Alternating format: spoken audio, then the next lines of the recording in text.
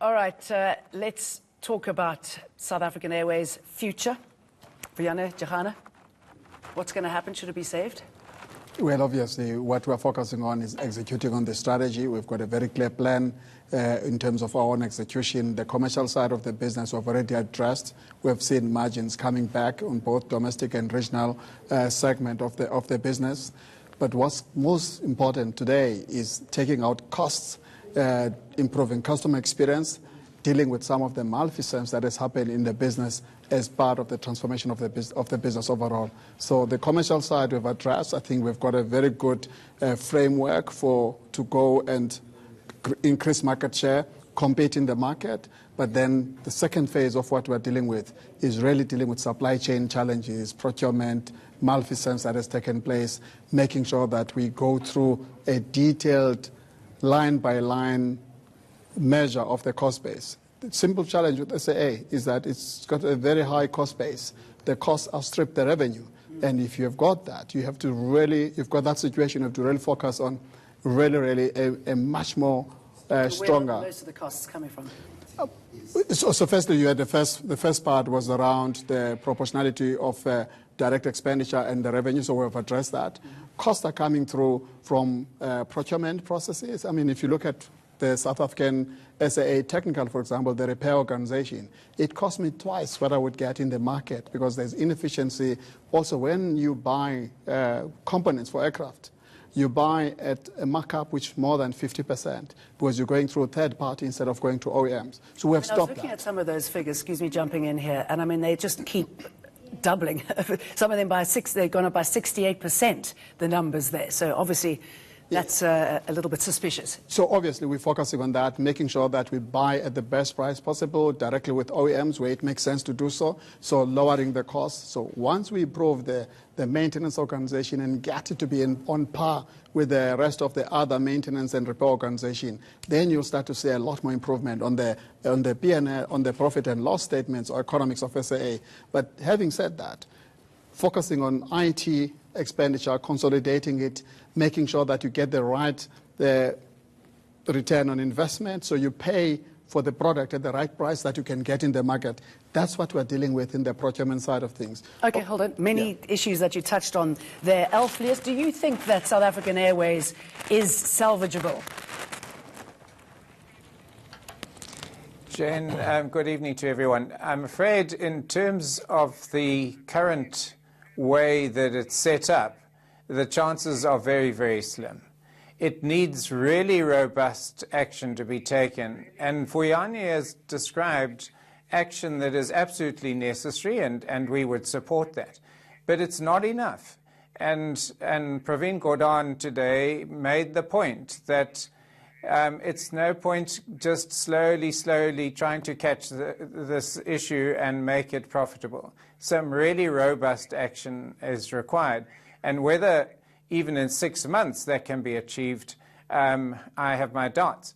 Nevertheless, our first prize should be to try and save the airline. There are over 10,000 jobs involved. It's a brand that is internationally well respected. And so there should be a way of saving it if we can. And in order to save it, and it requires that robust action to be taken. And that robust action, despite all the good intentions that Vuyani may have, and does have in fact, cannot be taken under the present circumstances. Our understanding and our view is that the airline should be put into business rescue and be allowed, the business rescue practitioner then be appointed and allowed to take these very difficult decisions that have to be taken in order to save the airline and save the jobs. All right, you'd like to respond? Yeah, I think I would like to respond to this. I think, firstly, robust action we have to take. SAA has had a number of strategies in the past, and what has been lacking has been execution. So since we got in with a board that I work with, we have been very, very clear about taking out costs, dealing with malfeasance, really addressing the market side of the business. At the same time, what one has to be careful about is that SAA is trading globally. There are global booking agents. You work with organizations like IATA, which is a billing settlement through a billing settlement system. The moment any of the airlines is put on some form of a business rescue or any form of intervention like that, you start attracting challenges. People start not doing forward bookings with you. The airline does forward bookings 6 to 9 months. If they do forward bookings 6 to 9 months ahead. The moment there is a sense of a business rescue or any other intervention, then trust element is gone. Okay, let me put that to Linden Birns. I mean, what do you see as the right way forward for South African Airways? Do you think it should be rescued? Should it be put to pasture? What's the solution?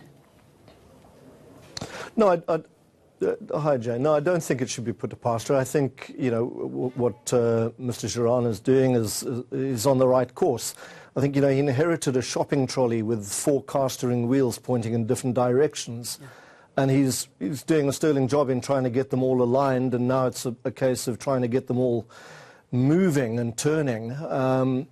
And I think the interesting thing over the last couple of days was the little hand grenade that the finance minister tossed into the bush, which was really, I think, a stark warning to the unions, just saying, look, guys, you know, the situation is absolutely critical. We cannot move forward unless you're behind us helping to push in the right direction, not push against us, but push with us. Which is not very likely, is it? I agree. Mr. Jarana makes a very...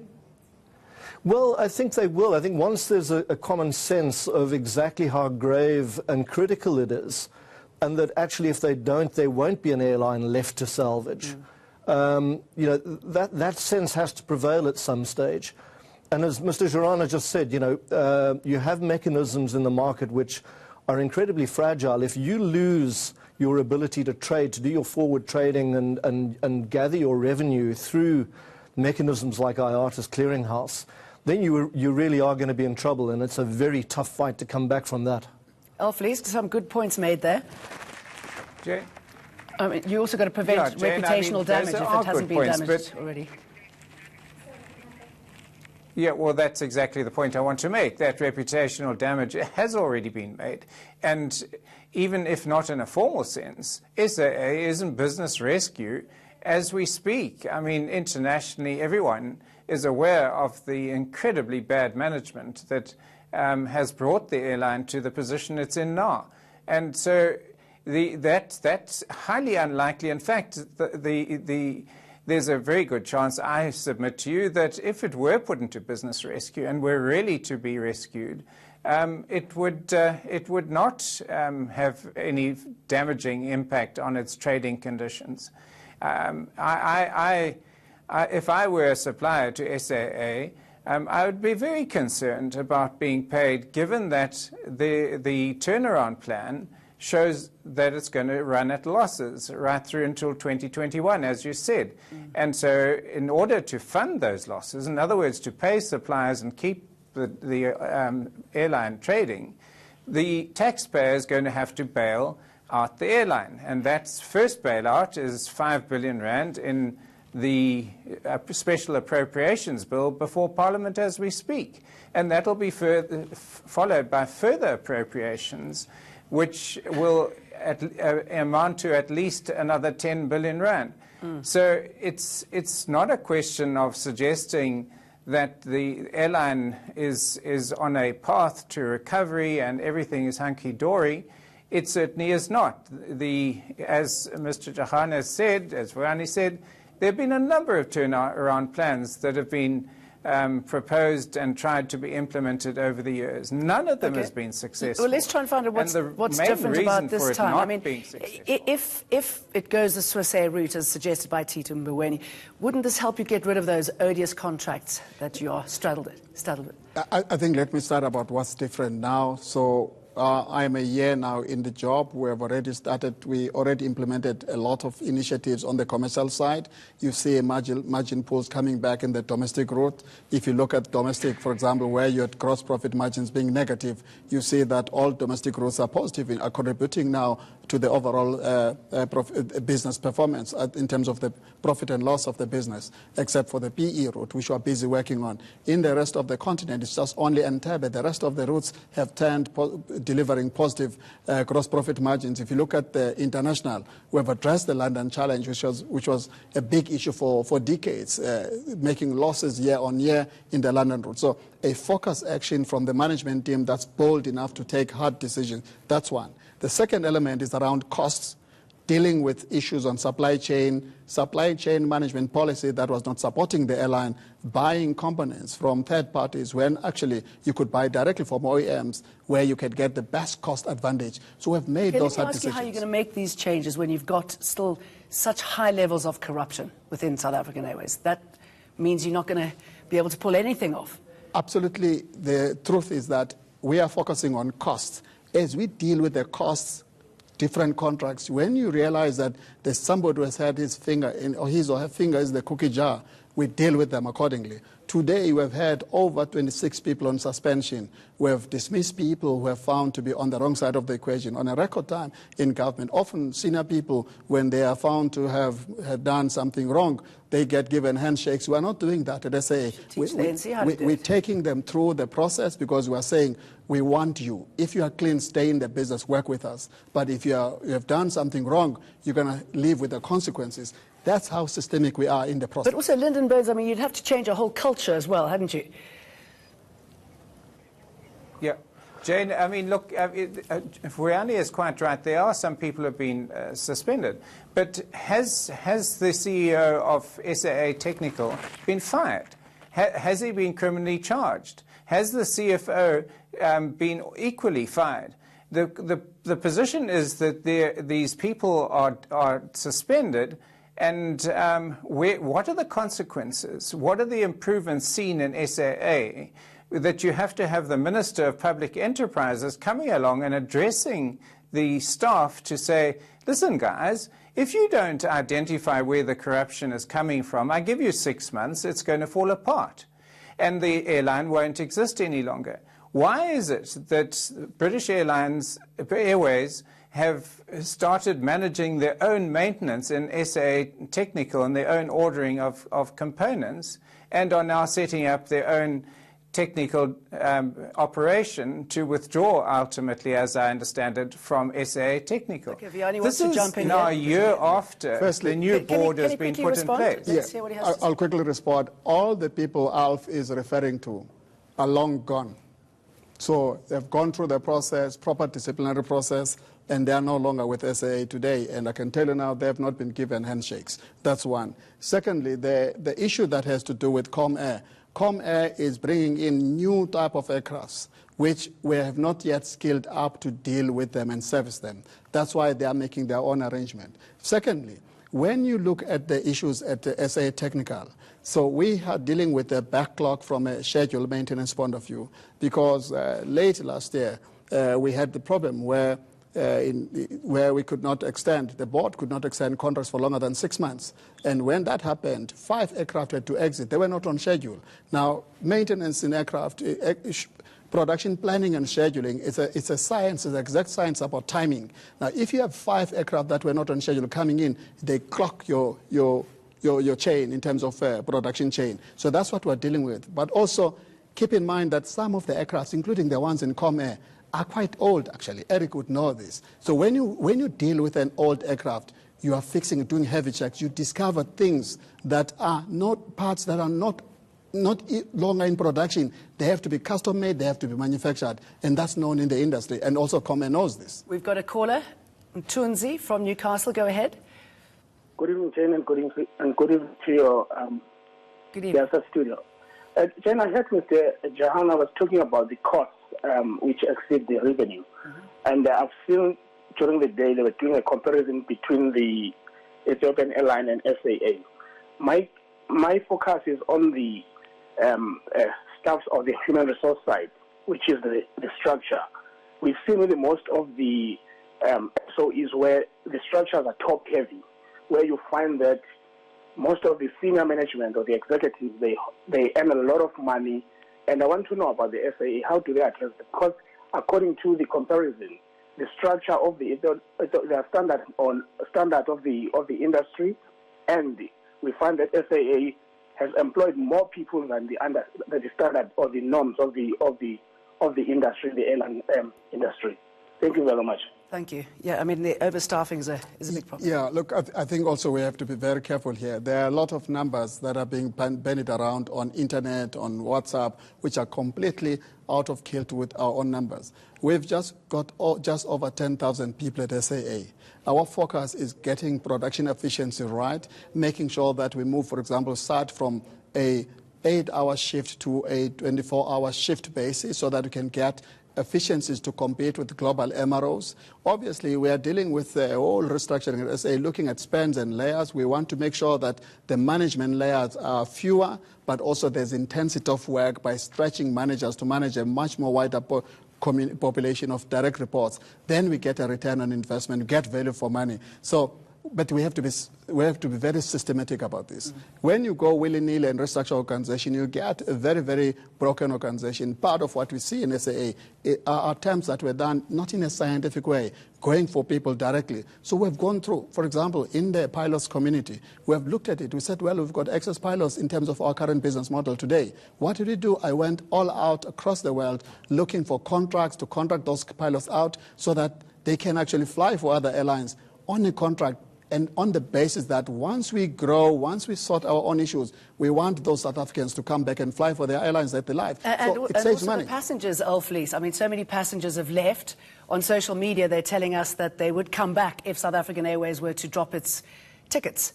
Do you think that's a good solution, the ticket price? Jane, obviously, ticket prices have to be competitive. There's no question about that. And so if they're not competitive, and then Vuyani needs to look at it. But really, it's the service that I experience on SAA is always first class. I really can't complain about any service I get on SAA. The staff are, in my opinion, very, very good.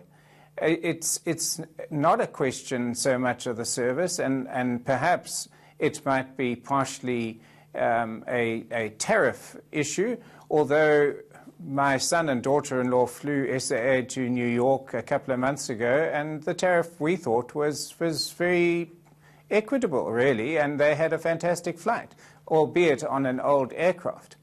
But so it's really more about the question of management and the interference over the years that politics has had there. And quite honestly, that interference is not going to stop whilst it's a state-owned enterprise. So all right, let's bring in, sorry, I'm going to just jump in here. Mr. Gordon. We've got a caller, Tendo, on the line from Johannesburg. Go ahead, Tendo. And the people in the studio. I just have a comment and two questions. First, Mr. Jarana, we're very pleased that there are technocrats like yourself that have come to salvage SAA, because SAA is a fantastic airline that can be saved. All it requires is politicians to stay away and for the strategies to be implemented. I have two questions for you, sir. One is, why do you allow these Emirates Airlines to continue to literally damage the South African airspace, right? Every evening, Emirates Airlines, Qatar, and the other one fly with 3 buses from Johannesburg to Doha every evening. I mean, this is eating up on your own, lunch, so to speak. I mean, it is unfair and it doesn't make sense. I find it very strange that these airlines are subsidized to the tune of $50 billion every year, and the Americans have complained about it. So the whole notion of airlines being subsidized is not new. It happens everywhere else. The sad part with SAA is that it's not being properly managed. So you need to look after your skies and not liberalize them too much. It is crazy that we should allow Qatar Airways to fly from Durban, bring passengers to Johannesburg, and then fly them to Doha. It doesn't make sense. Second piece is 80% of your turnover should come from the domestic market. You need to activate a domestic strategy of ensuring that more people fly regularly, South Africans, because you are not a hub. You never will be. So you need to ensure that South Africans fly often and that their turnover is guaranteed. Okay, thanks, and then thirdly, I find it strange that people aren't... Absolutely. Tendo is spot on. I think our approach from a domestic market has been more of a balance and a hybrid approach, where Mango is part of our own stable. It plays a critical role because market research tells us that there's more and more customers are inclined to fly on Mango than they would go for a full-service carrier. And we see the benchmark even on Comair. So there is that. So we're putting a mixed hybrid product, both Mango hybrid and SAA. We know we're a little bit tight in terms of how we're addressing the market today, so we want to push a little bit more strategies to put more frequencies to actually regain market share in the domestic market. He's spot on. I think on the issue of open skies, it's the matter that the Department of Transport has to work with us, work with the domestic airlines overall to say, how do you keep the openness with the balance in terms of the growth of the domestic air transport network. The issue is less about SAA picking the upside. It's about if you have a weak domestic air transport network or services, what will happen is that you are highly unlikely to have growth in terms of the thin routes, new cities, new city pairs, because there is not enough upside in the domestic airlines, not just SAA, all of them, to invest in new routes. Mr. Lees in here, if I can. I mean, how does this compare, how does South African Airways compare to the Ethiopian Airlines, which is now dominating our airspace in Africa? What have they done that we should look to doing? So, Jane, are you asking me or yes, Alf? I'm asking you. It's Linden here. So, Linden, go ahead. Okay. So there is a very big difference. Okay, we have quite a liberal approach when it comes to our air transport market. In Ethiopia, it's still quite restrictive. In fact, the regulatory framework in Ethiopia really is stacked in the airline's favour. The airline gets cross-subsidised by air navigation services that are levied on other airlines. It gets a share of the revenue from the airports. So it's something that we don't do in South Africa. We take a far more open market approach to our airlines. And I wanted to come back to something that was spoken about before. There's a massive opportunity for us here, for SAA and for Africa.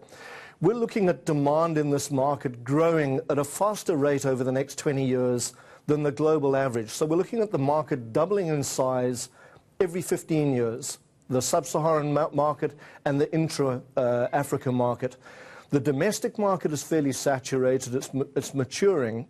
That's only growing at about 3.5% per annum. Whereas if we look broadly at Africa, and especially sub-Saharan Africa, we're looking there at around 5.5%, 5.6%. And then if we look at key markets like South Africa to the People's Republic of China, great big untapped opportunity there. Demand of around 11% per annum forecast over the next 10 years.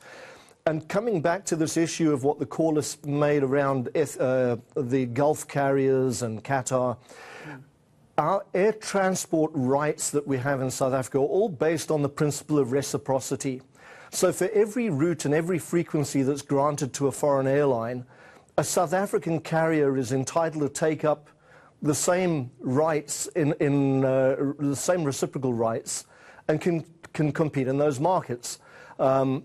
The fact that we have those airlines helping to grow our economy is a good thing. What we'd obviously like to see is South African Airways being able to step up to the plate and also deliver benefits to the economy to the same magnitude.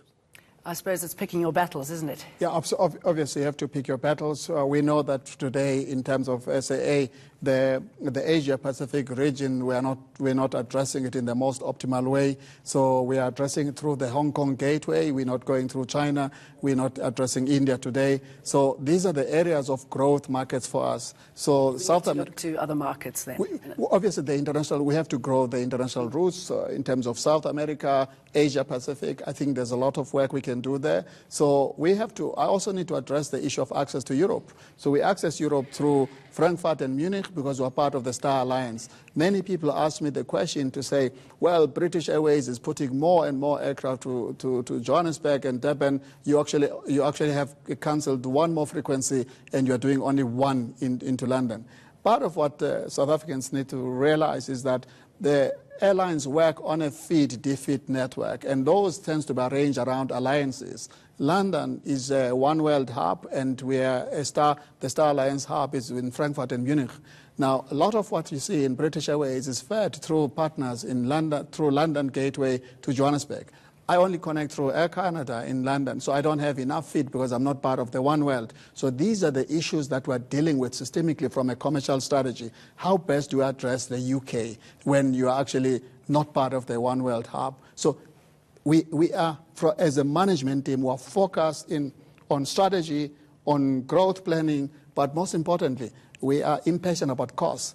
Unless we bring the costs down urgently, we will not be able to compete in the market. Maybe no more free tickets to politicians. And listen, you've got that could be another half-an-hour conversation. But thank you very much. I wish you the best of luck. Thank you. You've got quite a job on your shoulders there, but I'm sure you can do it. Thank you very much for that. Democratic Alliance Deputy Shadow Minister for Finance, Alf Lees, aviation expert Linden Birns, and SAA CEO Vuyani. Jarana, thank you very much.